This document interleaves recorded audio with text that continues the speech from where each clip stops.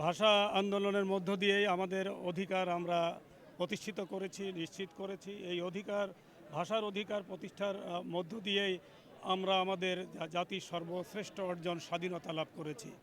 এবং যে স্বাধীনতা চূড়ান্তভাবে লাভ করেছে আমাদের 24-এর 36শে জুলাইয়ের মধ্য দিয়ে।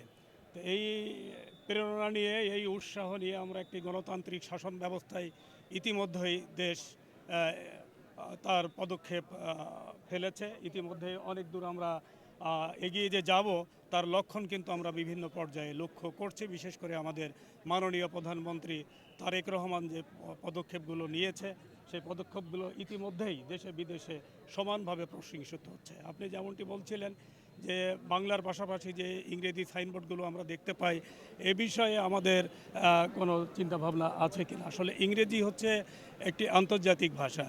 আমরা শুধু বাংলা ভাষা না, আমাদের সেকেন্ডারি ভাষা হিসাবে ইংরেজি ভাষাকেও আমাদের রপ্ত করতে হবে। নাইলে বিশ্বের দরবারে আমাদের যে পদচারণা, সেই পদচারণা করতে গেলে আমাদের এটির উপর দক্ষতা অর্জন করতে হবে। তো আমরা অবশ্যই বাংলাকে গুরুত্ব দিয়েই আমরা এগিয়ে যাব। ধন্যবাদ। যে 21 আসলেই আমরা বাংলার কথা বলি, অন্য সময়টা আমরা তেমনভাবে বলি না। আসলে বাংলা তো আমার নারীর সাথে মিশে আছে, আমার হৃদয়ের ভাষা, পরিচালক মহোদয়, আমার মায়ের ভাষা। আমার ভাইয়ের রক্ত রাঙালে 21শে ফেব্রুয়ারি আমি কি ভুলিতে পারি। আসলে এটি ভুলবার মতো নাই। এই 21 থেকেই শুরু হয়েছে আমাদের যাত্রা।